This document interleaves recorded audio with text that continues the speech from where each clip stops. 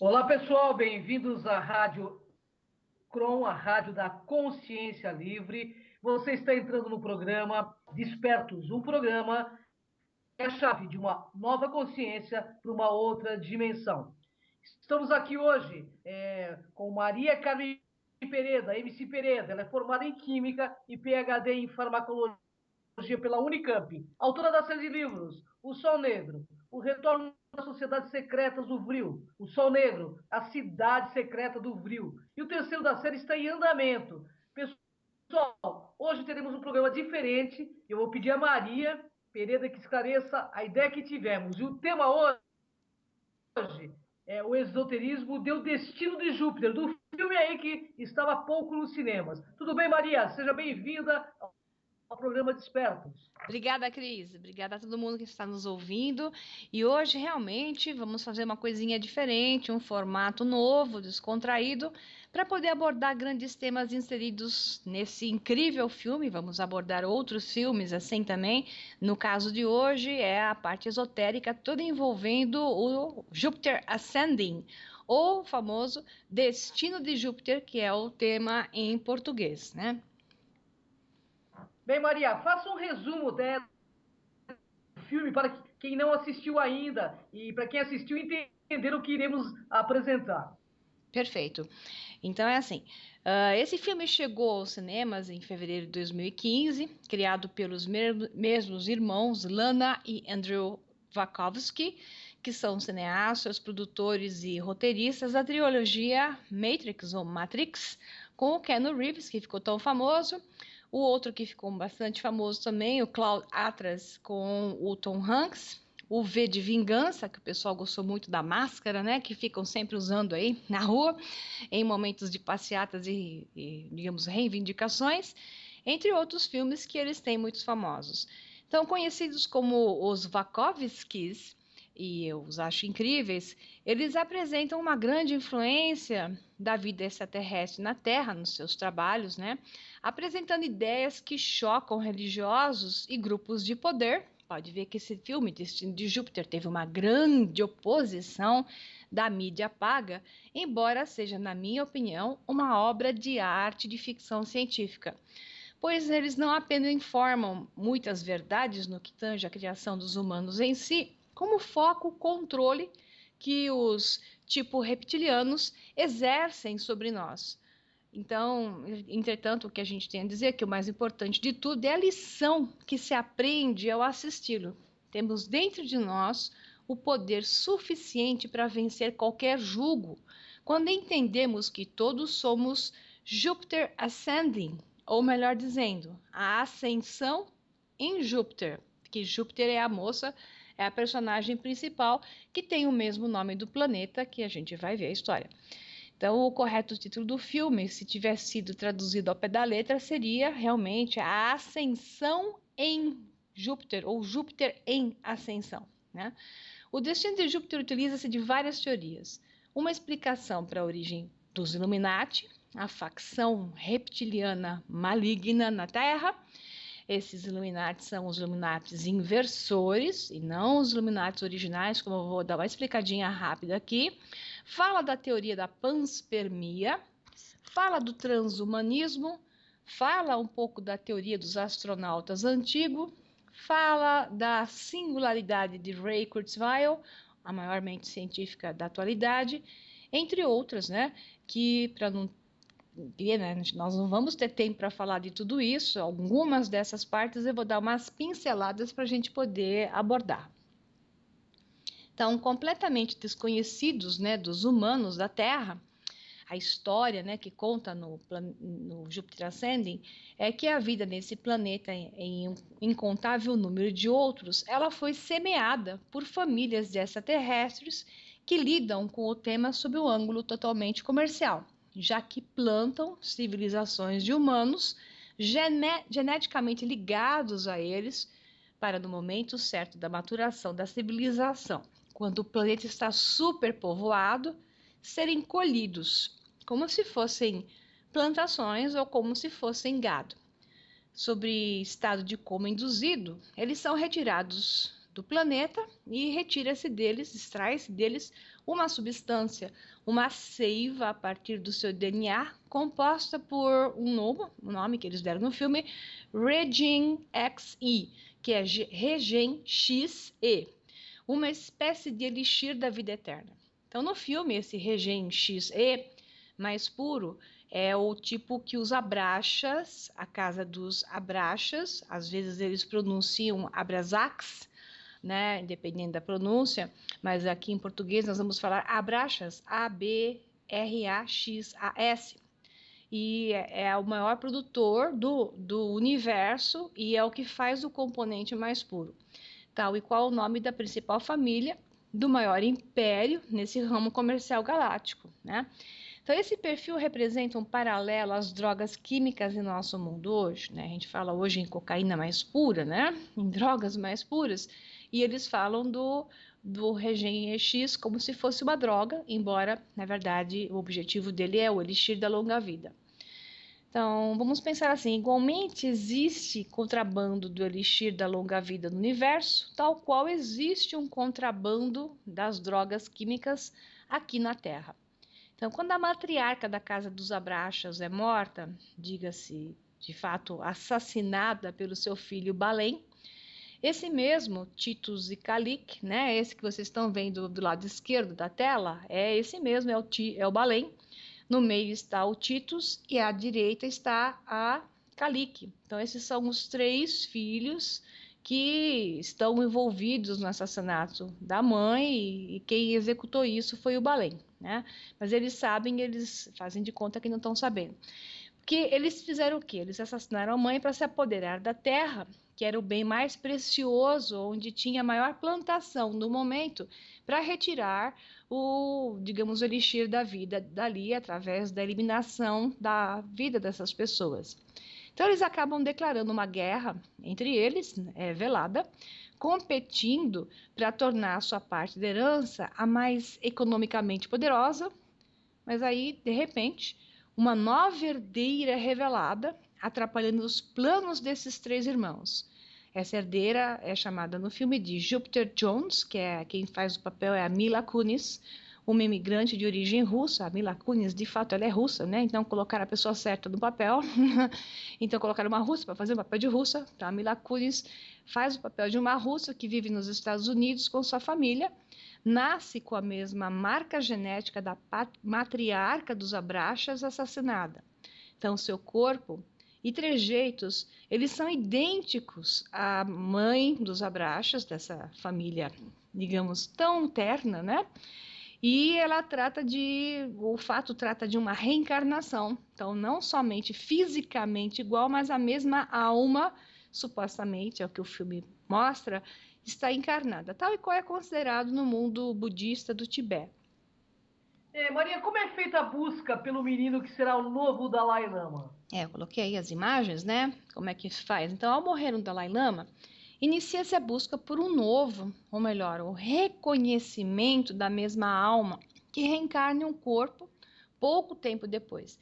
Nesse caso dos budistas, ele não necessariamente tem que ter as mesmas características físicas. Então, para o budismo tibetano, a busca é por alguma criança que saiba responder com precisão as perguntas sobre os mistérios que lhe serão feitos. Para não dar spoiler, né? Muito grave, caso os que não viram o filme nos escutem agora, eu vou revelar apenas algumas partes esotéricas e o mínimo possível da trama em si. Assim eu continuo por aqui, né? Então a bela Júpiter, que está sendo abraçada pelo seu galã, aliás, diga-se passagem, que galã, Ave Maria, né? Ele tem essas asinhas, são asas mecatrônicas, elas não são naturais, mas ele é uma mistura de humano híbrido, que eu vou explicar já já. Então, ela é a ascendente ao trono de Júpiter e ela tem que recuperar o seu título, né, que é o título de rainha ou imperatriz do universo. Ela, para não ser morta pelos irmãos novamente que descobrem a sua existência, ela é salva pelo esse rapaz com asinhas chamado Kane Wise. Então, Kane de cão, né?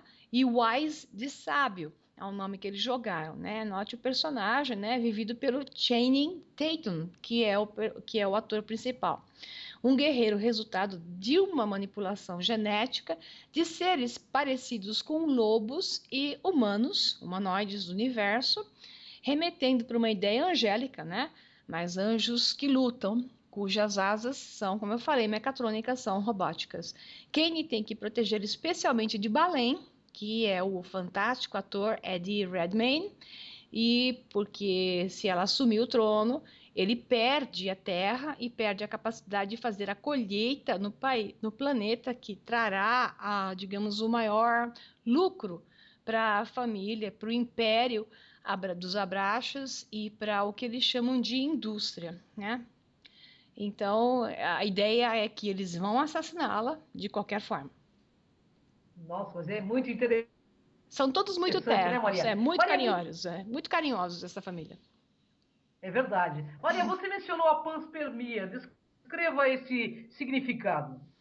Ok, no século V a.C., o filósofo grego Anaxágoras, entre outros, diziam que toda a vida do universo começou em um único local, espalhando-se pelo firmamento, chamando, assim, a teoria, surgiu a ideia da panspermia.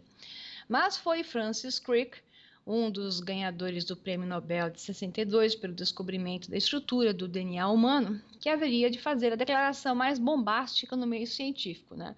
Simplesmente atônito perante a complexidade da vida, que ele descobriu aquele sistema do DNA humano, ele defendeu várias vezes e por escrito a opinião de que os problemas advindos da crença na origem da vida como um produto do acaso eram tão grandes que deveríamos considerar a ideia de que alienígenas tenham enviado uma nave à Terra para semeá-la.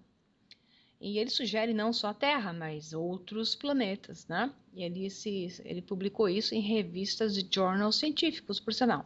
Então, no filme O Destino de Júpiter, a panspermia é realizada pelos Abraxas e outras famílias de humanos do universo, ou vou dizer, humanoides, que não são citadas, né?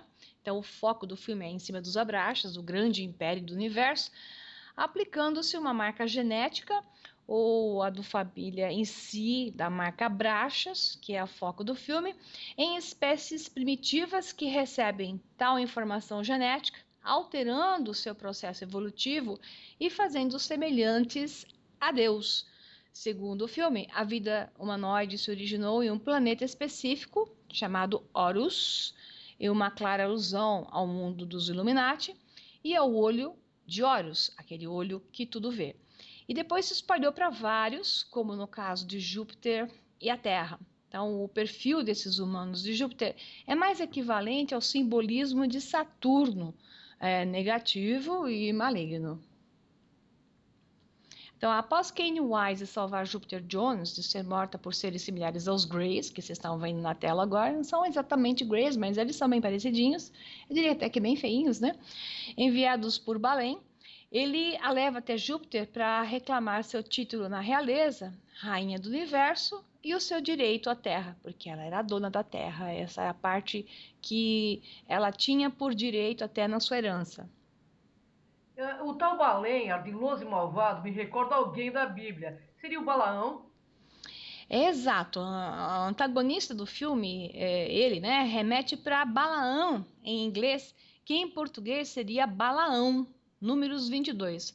Balaão é um personagem do livro dos Números, quarto livro da Torá. Balaão foi o profeta a quem Balaque deu instruções para amaldiçoar o povo de Israel em Note. Para os místicos hebreus, desprovidos das vestes restritivas da religião, eles não entendem o tal povo escolhido da Torá como um grupo específico da terra, e sim como toda a humanidade. Assim, Balém veio para amaldiçoar toda a humanidade. Maria, voltemos ao conceito filosófico sobre o renascimento da mesma alma, que no filme acontece com Júpiter Jones e está relacionado com o implante genético. No caso desse filme, é mostrado que a reencarnação pode ser dada baseada na mesma informação genética, mas agora a alma expressa uma maior elevação. Se ela foi a mãe de Balém e da Casa dos Abraxas, esta encarnação na Terra é uma versão melhorada expressando a verdadeira nobreza pela personalidade apresentada e não por ser detentora de um título. E afinal, o que as abelhas têm a ver com isso? Isso é muito bem observado, Cris, a questão das abelhas, inclusive, né? O símbolo das abelhas é usado por diversas casas reais aqui nesta terra, né? Interessantemente, uma provável alusão à linhagem real, algo que tem a ver com a expansão e passagem do DNA original, daí as abelhas fazendo a panspermia, polinizando. E no filme elas fazem mais do que isso, elas estão conectadas por ressonância à casa da Brachus, por isso que a Jupiter Jones, quando chega à casa de um personagem do filme, que eu não vou ficar tirando a graça, as abelhas vão em volta dela e ela faz movimentos com os braços e as abelhas a obedecem, né?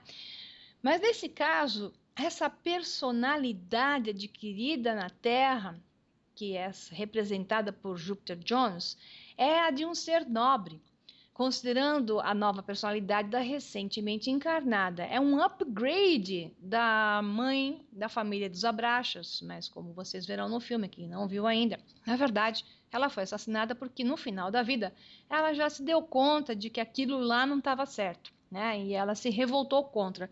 Igualzinho acontece com o mundo Illuminati. Se você for contra, né? Você é eliminado, né? Não só, né? Aviões caem, aquelas coisas todas que a gente já sabe que ocorre aqui no Brasil também, né? Como ela não se lembra da vida passada, ela expressa o que a gente chama de uma nova chance nessa nova vida. Uma conexão mais ligada à fonte divina, desprovida de ego. Jupiter Jones é uma moça realmente desprovida de ego. Por isso, ela era uma simples trabalhadora na Terra que trabalhava para poder viver com o mínimo, mas note, explorada, né? Como todas as mulheres da família dela, pelos homens da mesma. Esse é um aspecto que passa desapercebido para muitos no filme. O que o filme mostra com isso? Ele mostra a falta de equilíbrio no balanço da energia masculina e feminina na Terra, nesta Terra, típica de um processo instalado de plena dominação. Por isso ainda somos dominados, porque a energia da dominação e julgo faz parte desta terra ainda. A energia feminina tem que ser aumentada.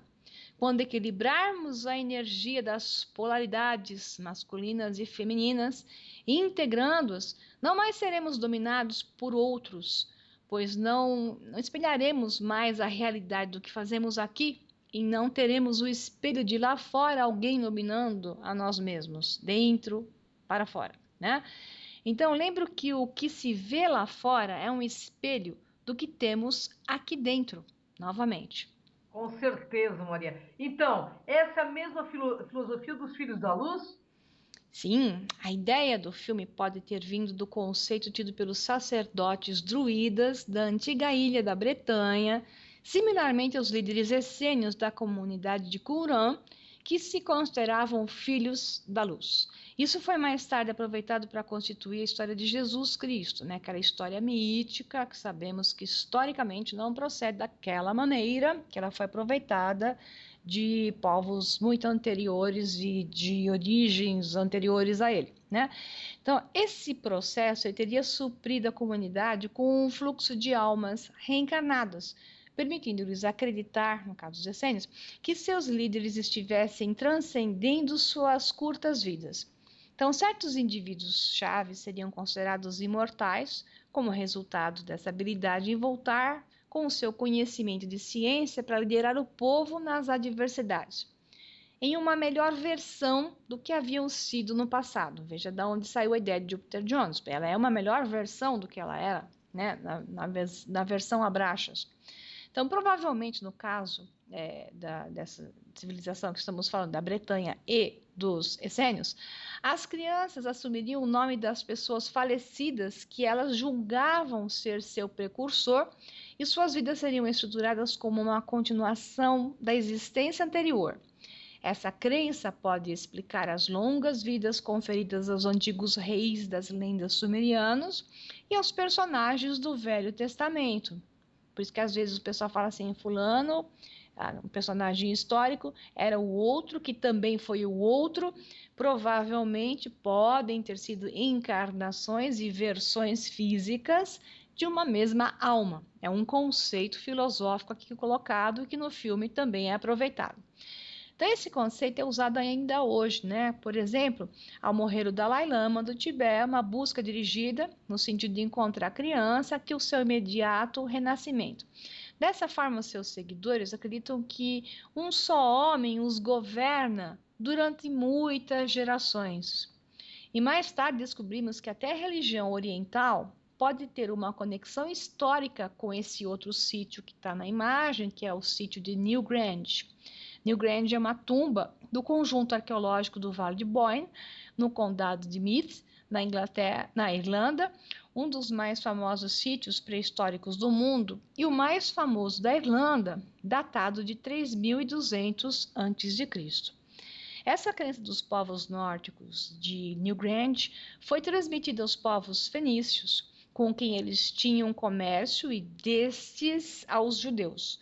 Os judeus foram um povo que surgiu de dentro da casta dos fenícios. Então, na época, os fenícios se dividiam em duas classes: os ricos, moradores das regiões litorâneas, e os pobres, moradores das montanhas.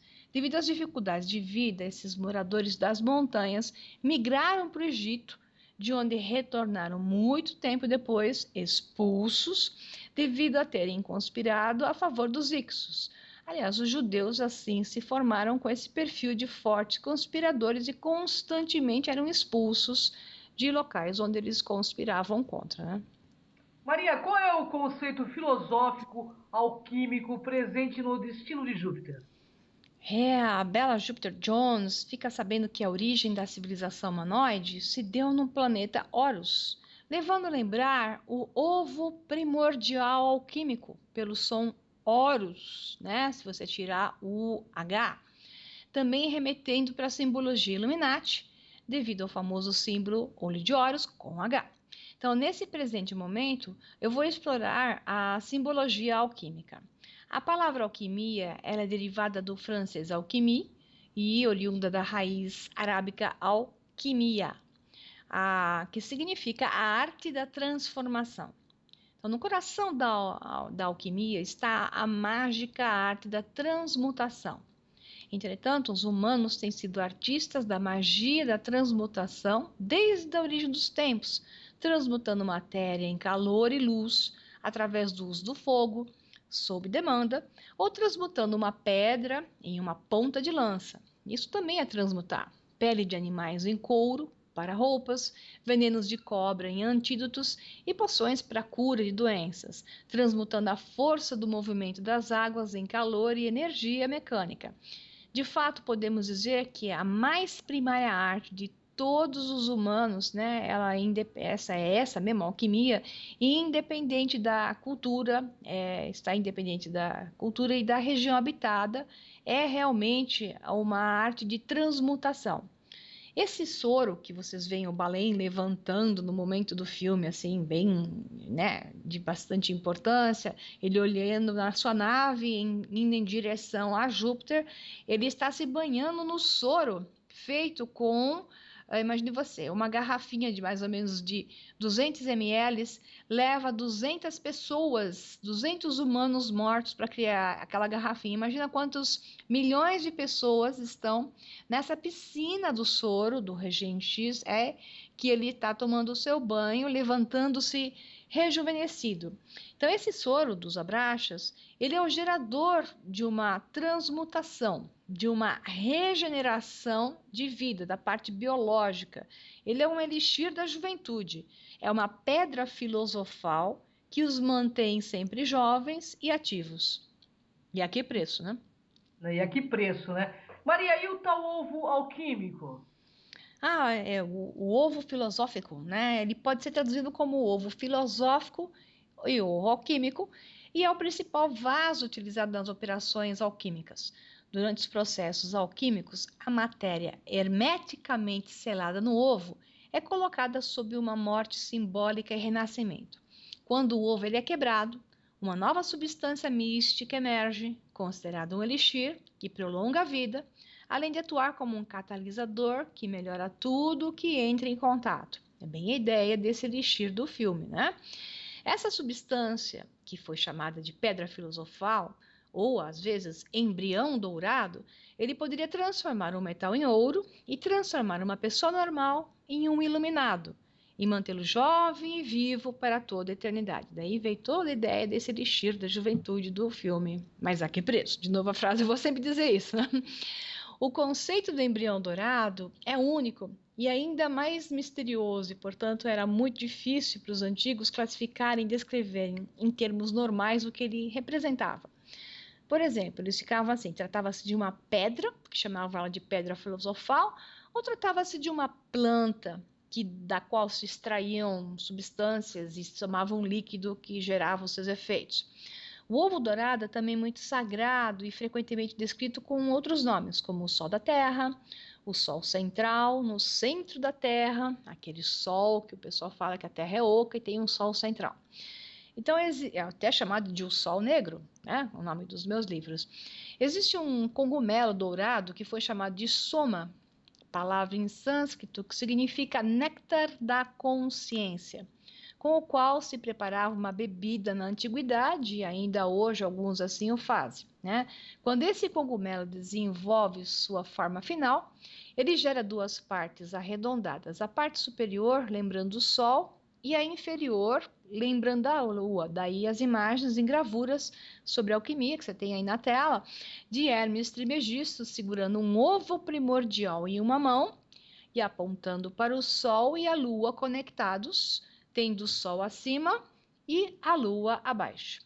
Então, é uma ideia também do Sol negro, né? Porque é o eclipse do Sol feito pela Lua, é também a ideia do equilíbrio das duas energias, a espiritual e a psíquica da Terra, para que você tenha um momento onde você descubra quem você é, né? Então, é um pouquinho da filosofia do que está aí, que é o caso da Jupiter Jones, que ela teve um eclipse, né, onde ela precisou descobrir quem ela era, o despertar de quem eu sou, né, que ela não tinha a menor ideia. Então, a bebida preparada com esses cogumelos levava ao contato com o divino, devido à presença do alcaloide chamado muscarina. Daí a origem do conceito, fonte da juventude, água da vida, elixir da juventude e aí por diante. Todos oriundos desse ovo primordial alquímico, ou seja, conectar-se com a fonte original nos dará a vida eterna, pelo menos filosoficamente falando, né? Pois é. Existe alguma fundamentação que possa ter sido usado pelos irmãos Wachowski para criar a ideia da linhagem dos humanos da Terra, ainda de Júpiter, ou pelo menos tendo uma conexão com Júpiter?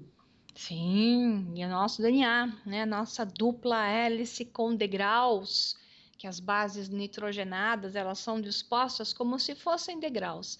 A escada de Jacó, as correntes de Júpiter. Vamos caminhar nessa direção e eu creio que eles usaram uma mitologia, um esoterismo muito bonito aqui, né? E vamos avaliá-lo. Então, o conto mítico sobre a escada de Jacó, encontrado na Bíblia, relata o processo alquímico para chegar a uma completa gnose, ou seja, iluminação. Em teoria, a escada simbólica, essa escada simbólica pela qual teremos que galgar se desejarmos alcançar o estado divino, ou seja, eu digo que é a ativação do DNA que nos levará ao estado divino. Outros dizem que é a ativação da Kundalini, que é a serpente da nossa coluna vertebral, que vai nos levar ao estado divino. Mas, de qualquer forma, estamos falando de uma ideia da escada de Jacó, os dois pilares e os degraus que lembram exatamente a estrutura do DNA. E, para chegar nisso, o principal é necessário purificar nossos pensamentos, hábitos e ações até atingir o processo final da nossa ascensão, ao ativar todos os nossos 7 sentidos e as partes inativas do DNA, que é o que vem acontecendo, né, com as novas gerações que estão nascendo. Homero, o autor grego da Ilíada e da Odisseia, reverenciado por ser o maior de todos os antigos poetas gregos, descreveu a escada de Jacó como as correntes de Júpiter caindo do céu para a terra. Então foi Homero, né, que foi o primeiro a dar essa ideia da escada de Jacó, dizendo uma interpretação para a escada, dizendo que eram as correntes de Júpiter caindo do céu para a terra. Por que ele chamou de Júpiter? É muito interessante, né? E o filme aproveitou isso, levando ao aumento da necessidade e seu significado simbólico. Albert Pike escreveu em sua obra Moral e Dogma o seguinte: a escada que leva à ascensão tem 7 degraus ou 7 níveis de consciência, podendo também ser entendido como 7 esferas representando os 7 planetas. Misterioso, né? Buscando maior entendimento sobre o que está por detrás do mistério das correntes de Júpiter, primeiramente é necessário entender a descrição do que aparece em Gênesis 28, 10 a 19. Então, o famoso poeta italiano da Idade Média, Dante, nos deixa mais dicas inseridas nas alegorias da Divina Comédia. Enquanto dormia, entre em contato com o chamado de Shining Eye de St. Lucy, que uma tradução seria Santa Lúcia com olhos brilhantes, que o retira do vale para os portões do purgatório. A águia diz a ele que a justiça é uma obra de Deus e que não cabe aos homens. A águia, nesse caso, é o anjo ou o espírito. Uma alegoria ao planeta Júpiter, nome em latim do deus Zeus, ligado ao pássaro da humanidade. Lucy é Lúcifer, é o fósforo, do grego fósforos, que acende o nosso DNA, acendendo e ativando, lembrando ao homem quem ele realmente é. A pedra onde Jacó depositou a cabeça enquanto dormia e viu os anjos descendendo e ascendendo pela escada é o fósforo, que ativará o nosso DNA, a verdadeira pedra filosofal. Então, essa foi uma explicação bem ao estilo maçônico que eu aproveitei aqui e coloquei na alegoria do filme. Fantástico, né? Assim, é tanto conhecimento que eu fico aqui bebendo, né? De todos esses conhecimentos que a Maria presenteia a gente toda semana aí, né, pessoal? Bem, Maria, a Casa de Abraxas no filme poderia ser facilmente chamada de Casa do Olimpo, quando os deuses planejaram a guerra de Troia, levando o patético Paris a tirar a princesa Helena de Menelaus. Os deuses dão a vida e atiram quando desejam. O que você acha disso? Pois é o que os falsos deuses gostam de fazer, porque tem os que se travestem de deuses, mas tem os falsos deuses, né? Então, para responder, vamos avaliar a questão Illuminati dentro de O Destino de Júpiter. O que ou quem são esses Illuminati originais, que são, na verdade, no filme, os inversores? Então, eu vou responder abordando a parte filosófica religiosa, gnóstica mesmo, posterior a uma vinda extraterrestre, de seres especiais que aqui estavam para nos dar conhecimento, nos oferecer a maçã na árvore do conhecimento, e por conta disso mesmo foram chamados de serpente do mal, pelos que não queriam que conhecêssemos da árvore da vida e da morte, do bem e do mal, das polaridades e assim, ao conhecermos isso, nós teríamos a chance de ser deuses como eles, mas esses não desejavam isso, né? Então, para compreender um pouco sobre esse tema, eu vou dar uma pincelada sobre a origem do grupo dos Iluminados, ou Illuminati da Grécia, foram chamados Illuminati, na verdade, só depois com a Roma antiga, o termo Illuminati é latim, então vamos chamá-los de os Iluminados da antiga Grécia, chamados de Iluminados ou Illuminati pitagóricos, que são os originais positivos, né? Então, em primeira mão, vamos delinear a religião e a filosofia da antiga e controversa sociedade secreta, conhecida como Illuminati originais, na qual o famoso sábio matemático e filósofo grego Pitágoras, por volta de 500 a.C., foi o seu primeiro grão-mestre.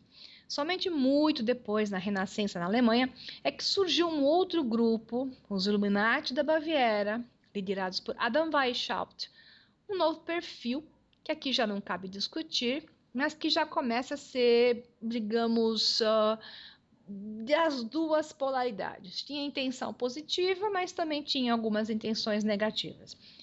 Então, quem estiver interessado no tema por completo, basta buscar um programa Despertos no canal YouTube, do YouTube chamado Kroon TV, Kroon TV, ou no meu canal, que é o Sol Negro 11, sob o título Os Illuminati, uma visão gnóstica e os Illuminati na Antiga Roma. Vai entender isso direitinho. Então, primeiro é bom definir o conceito fundamental dessa ordem. Eles, os que seguem mais fortemente os princípios originais e não os inversores, esses que estão na mídia, esses que estão no filme, né? Os originais se declaram uma antiga sociedade secreta que procura trazer uma nova ordem mundial sobre a velha ordem mundial ainda imperante.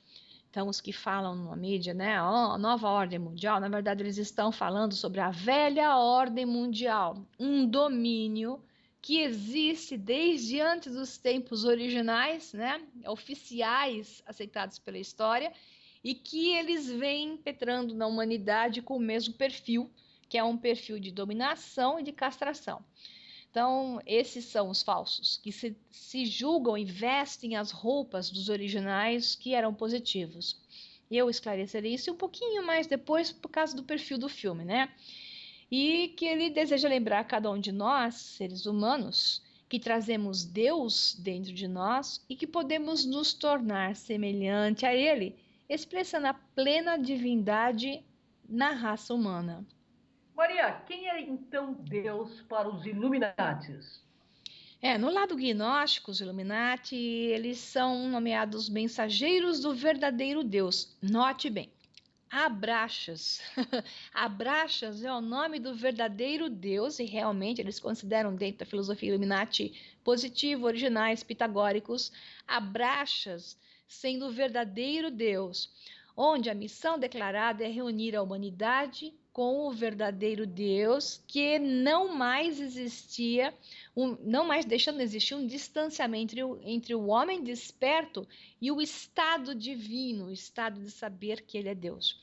Então, eles usam a união entre o gnosticismo, a ciência, a física quântica, a matemática e todas as outras ciências para trazer o entendimento maior sobre essa essência única de unificação e manifestação do Deus em si, reconectando essa memória perdida no tempo e suprida pelas religiões abrâmicas, que é a inversão desse conhecimento e dessa possibilidade de se tornar igual e semelhante a Deus, que são as religiões abrâmicas, que é o cristianismo, judaísmo e o islamismo. Então, no filme, eles usam o termo abraxas como negativo, e é interessante, é uma inversão do conceito original, a fonte original, Illuminati, com um perfil completamente positivo, que era o perfil dos Abraxas, seguidores de Abraxas, né? Mas tudo bem, como filme, esse é o único ponto que eu discuto no filme, o resto eu achei bastante pertinente, filosoficamente e esotericamente falando. Então, os antigos documentos do Illuminati declaram que a ordem foi fundada pelos iluminadores, os Fosters, de fósforo mesmo, os iluminadores, enviados por Abraxas, o verdadeiro Deus, para opor-se à maligna influência dos arcontes, seres reptilianos que servem o demiurgo, o falso e opressor Deus descrito no Antigo Testamento da Bíblia Católica e Torá Judaica. Os Fosters têm como missão prover à humanidade meios de escapar de suas armadilhas. Os antigos e originais membros da Illuminati, a quem os Fosters doaram o conhecimento da sua real natureza e divindade, eram homens místicos, filósofos e nômades. Somente após o século VI a.C. é que os Illuminati se fortaleceram, graças a Pitágoras, né? E ampliaram sua ordem, espalhando ciência e sabedoria filosófica através do trabalho de Pitágoras, então considerado, esse que eu falei, o primeiro grão-mestre. Já deu para entender porque os irmãos Vakovsky trocaram o conceito gnóstico do Deus dos Illuminati originais gregos, supostamente iluminadores da humanidade, para um conceito negativo, nomeando este nome como o da família de Balém, né? Esse foi, como eu falei, o único porém na simbologia apresentada, mas o resto está bastante interessante. Bom, isso bate com a visão do filme, né? Que mostra que a humanidade da Terra e de outros planetas é controlada secretamente por uma poderosa raça de aliens, não visíveis para nós, que nos vigia, às vezes cuidando, outras vezes destruindo quando eles querem. Exato, né? E o filme foca em extraterrestres negativos que nos fizeram a sua imagem e semelhança, né? Nós somos seus filhos, né? Para que cresçamos e no momento da maturação sejamos abatidos. Dark, mas é uma coisa que, se você olhar bem para o mundo, faz sentido. Faz e muito, viu? Maria, você mencionou a colheita. Isso tudo tem a ver com vampirismo? Pois é, veja bem, essa colheita é criar o povo como se ele fosse um gado, né, para ser usado como um escravo, como um gado para ser abatido. Isso com certeza é um perfil de vampirismo. Então, similarmente ao conceito de vampirismo, os humanos de Júpiter no filme e da galáxia, eles sobrevivem ganhando mais tempo, né, vampirizando os de outros planetas, ganhando tempo, porque eles se utilizam dessa seiva extraída dos humanos de planetas de segunda classe, transformada em uma substância química comercializada. Uma visão Illuminati, esses da mídia, os inversores, os negativos, né, os arcontes reptilianos negativos, surge aqui. Os nobres podem se utilizar dos dispensáveis. A colheita é feita quando a povoação de planetas atinge a superpopulação. Ixi, nós estamos nessa fase agora.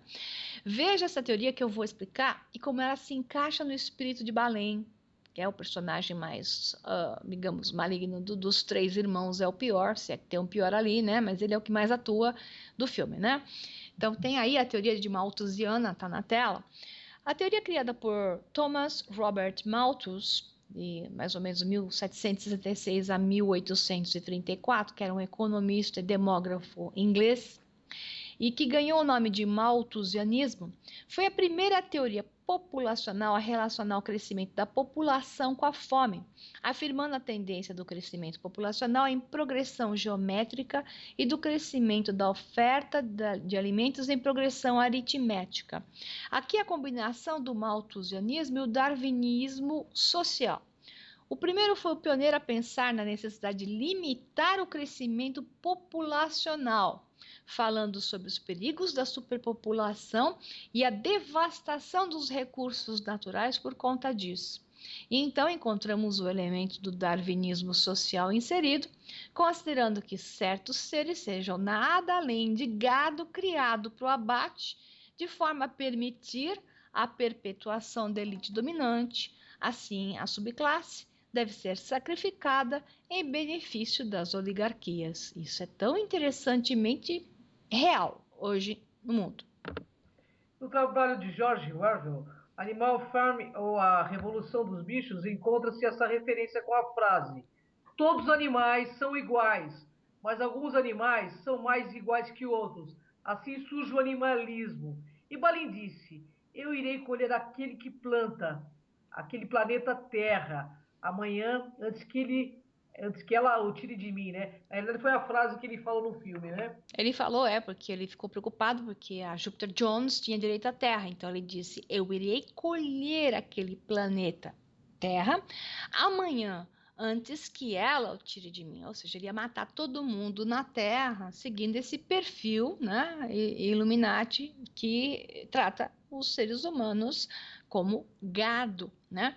Então, durante os séculos 18 e 19, houve um acentuado crescimento demográfico devido à consolidação do capitalismo e à Revolução Industrial, que proporcionou a elevação da produção de alimentos nos países em processo de industrialização, diminuindo a taxa de mortalidade, principalmente na Europa e nos Estados Unidos.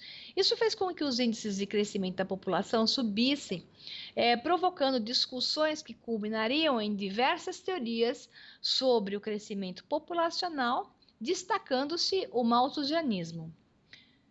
Pois é, Maria, relacione especificamente essa teoria ao filme. É uma alegoria, né, que a gente pode falar aqui, relacionada ao Balém, é a frase que ele profere. É a frase que a gente vai lembrar bem. Eu dou a vida e eu a tiro. Lembrando o Robert Oppenheimer, um dos pais do projeto Manhattan e da bomba atômica, né? Julius Robert Oppenheimer foi um físico norte-americano. Ele dirigiu este projeto Manhattan para o desenvolvimento da bomba atômica durante a Segunda Guerra Mundial no Laboratório Nacional de Los Alamos, no Novo México. E ele disse, com uma carinha nada simpática, parecendo assim uma cara do Imperador do Mal de Star Wars: agora eu me tornei a morte, o destruidor dos mundos, pois a vida é um ato de consumo. Ele gostava da bomba. Interessante isso. Então, você vê o Balen muito, digamos, inspirado personagem em Robert Oppenheimer. Né? Quando eu vi o filme, eu falei, localizei muito bem a quem ele se refere. Então, com isso, revela-se a visão psicopata do que se chama de Illuminati inversor, o falso Illuminati, aquele da mídia populista, uma visão distorcida quanto aos reais arquitetos de tamanho, poder e ato. Mas, porque são outros, né? São outros que estão por trás, muito mais poderosos. Mas vamos ao filme. Com estas frases, revela-se que a personalidade psicopata de Balen é muito similar à personalidade até do aquele também filme dos Wachowski, o agente Smith em Matrix, ou Matrix. Enquanto ele torturava Morpheus, ele estava mostrando a raça humana como um vírus que consome os recursos do planeta, né? O agente Smith diz isso para Morpheus, diz para ele que a raça humana era um vírus que consumiu os recursos do planeta, tal e qual uma praga. Quer dizer que os irmãos Wachowski continuam falando, né? A mesma coisa, apontando para ideias Illuminati que querem diminuir a população na hora certa, só na hora da superpopulação. Para as indústrias abraxas, o único e mais valioso commodity não é o petróleo, no filme, né? Abraxas no filme. Não é o petróleo, derivados ou eletricidade, e sim o tempo. Entretanto, de alguma forma, a elite se torna o parasita, predador de vidas de menos valor para eles, no ponto de vista deles, para perpetuar e prolongar as suas, uma forma moderna de vampiros. Então, voltamos aqui à teoria de Malthus, caracteriza-se pelo grande pessimismo em relação ao crescimento populacional. Então, Malthus acreditava que o crescimento demográfico iria ultrapassar a capacidade produtiva da Terra, gerando fome e miséria. Segundo Malthus, as únicas formas de evitar que isso acontecesse seria, note bem, reduzindo a taxa de natalidade através da proibição de que casais muito jovens tivessem filhos, do controle da quantidade de filhos por família nos países pobres, do aumento do preço dos alimentos e da redução dos salários para forçar as populações mais pobres a ter menos filhos. E Malthus argumentava que a alta taxa de mortalidade e fecundidade seriam praticamente impossíveis de reduzir, uma vez que eram consequências de fatores fora do alcance da intervenção humana. Por isso, ele defendia que desastres como a fome, a epidemia e a guerra eram benéficas no sentido de serem um controle para o crescimento populacional.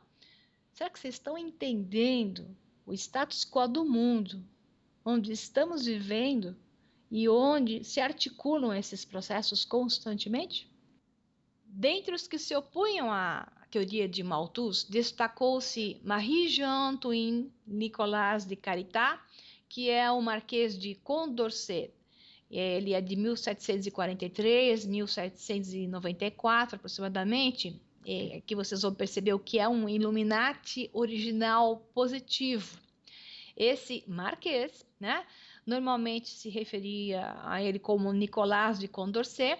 Ele era um filósofo matemático, note bem, isso é um Illuminati original, né? Ele é uma pessoa de estudo, é uma pessoa que geralmente está ligada à área de matemática, ciências exatas, por incrível que pareça. Então, ele é um filósofo e matemático francês.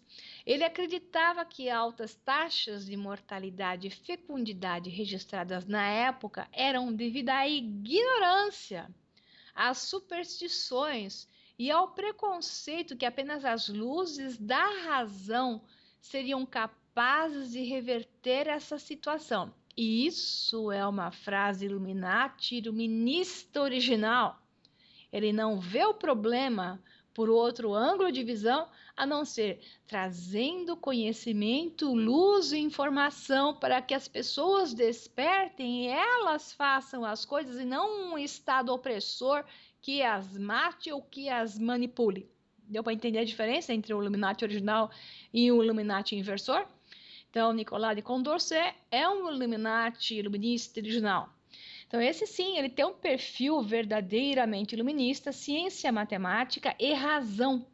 Falando de razão, conhecimento e consciência como forma de trazer soluções para a sociedade e para o mundo. Gente, é por isso que a educação está indo cada vez pior. É por isso que a televisão é cada vez mais pobre de conhecimento e informação. Porque através da falta do conhecimento, da informação, as pessoas com a ignorância são completamente dominadas, ok? Se você quer saber a diferença entre um Illuminati verdadeiro e um inversor, observe o discurso, encontrando essas palavras-chave que eu acabei de pronunciar. Mas eu vou repetir de novo. Razão, consciência, ciência, matemática, conhecimento, equilíbrio. Sua teoria, publicada entre 1793 e 1974, publicada por vários outros, né, se intitulava Esboço de um quadro histórico dos progressos do espírito humano. E, ao contrário de Malthus, apresentava uma visão bastante positiva do progresso humano. Essas duas teorias em guerra representam a luta de Jupiter Jones e Kane Wise contra Balen irmãos. Certamente, a luta entre os Fosters e os Arcontes. De que lado você está? Agora Isso. assista ao filme e faça os comentários no vídeo que será postado no YouTube. É isso mesmo, Cris. De que lado você está? Do lado dos Fosters ou dos Arcontes, né?